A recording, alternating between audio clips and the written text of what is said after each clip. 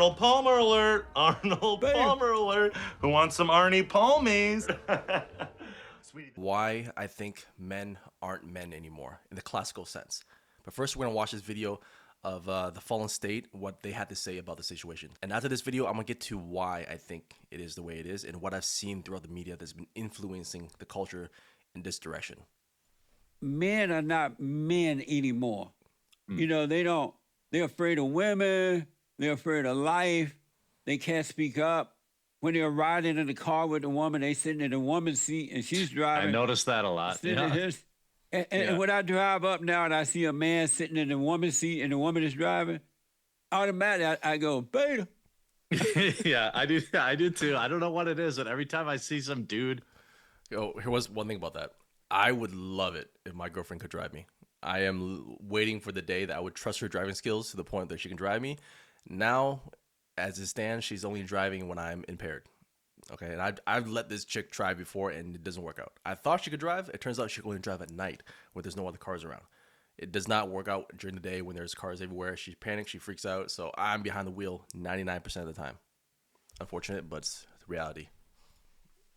Well, I think what's going to happen is you're going to end up with a lot of men alone, childless, womanless in their 40s and 50s. And because you've got a whole generation of men who are, like you said, literally afraid to talk to women. Yeah.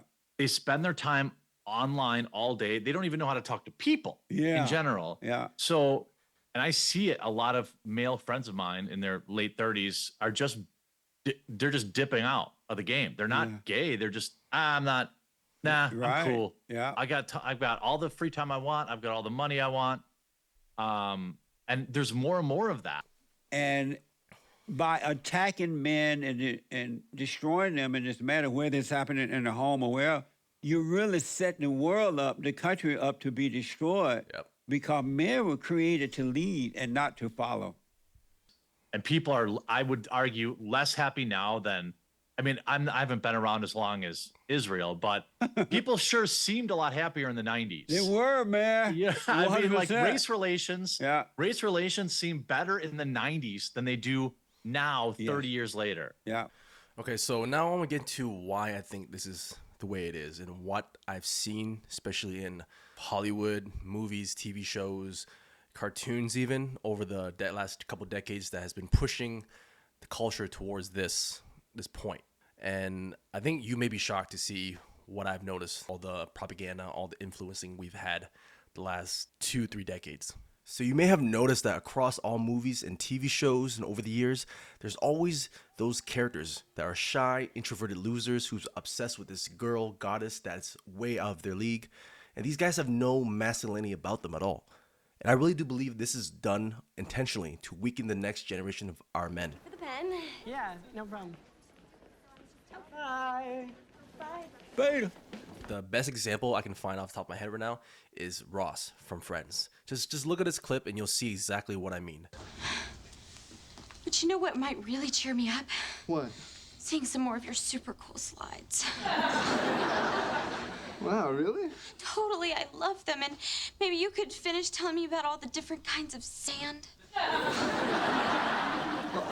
I'd love to. Here, you wait right here. I'll go get the projector and my notes. Oh, great. Thanks, Ross. You're such a good friend.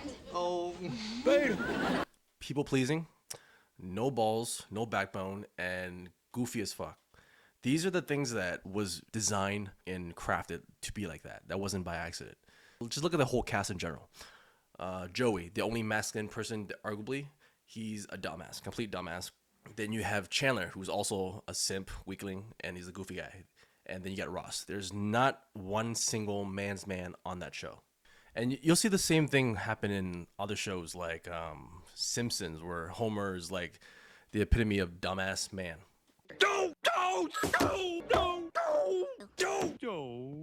You know, he's a bumbling, stumbling idiot. He can't figure anything out, and Marge has to lead him throughout life. Bart is a complete imbecile like his father, and Lisa is this brainiac, strong-willed woman. Like, you see how this has been, you know, forced down our throats for decades now.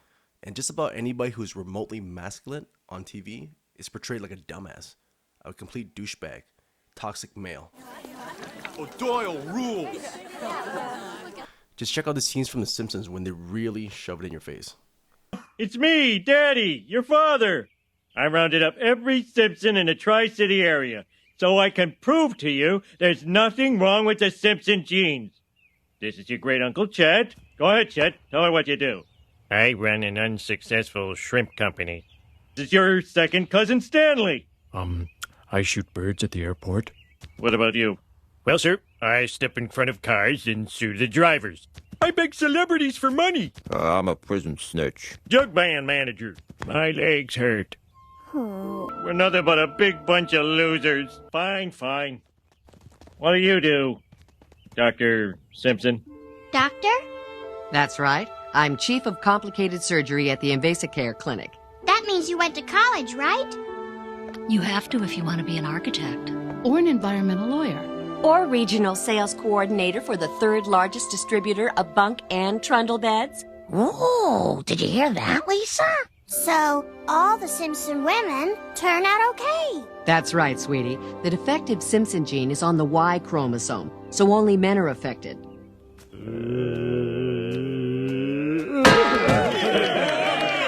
I'm not doomed. This lady here describes exactly why I think so, that men are being feminized on purpose. Check us out. This is brilliant. With the way she puts it is brilliant. There's two reasons why men are feminized. We live in a femme-centric society. Men are being raised by women. When they're not at home, then they're in school being taught and raised by women in a world whereby everything is catered to women, whereby the messaging from the media is don't be toxically masculine, it's okay to cry, it's okay to show your feelings. They're like pushing all this like feminine energy onto men, and I don't think that is just a coincidence. I think the reason they're doing this is because it's the men that go to war and it's the men that fight. So when tyranny comes, it's the men that go first. If you're able to control the men and you're able to feminize the men, then you're able to control society to a much greater extent. 1000%. This chick, dead on exactly why I believe that men are being feminized systematically, because they know men are the first one to speak up, first ones to pick up arms, and that's another reason why they're doing so much, talk on gun control, because they know men are the first one historically to pick up the pitchforks and go after and change the government.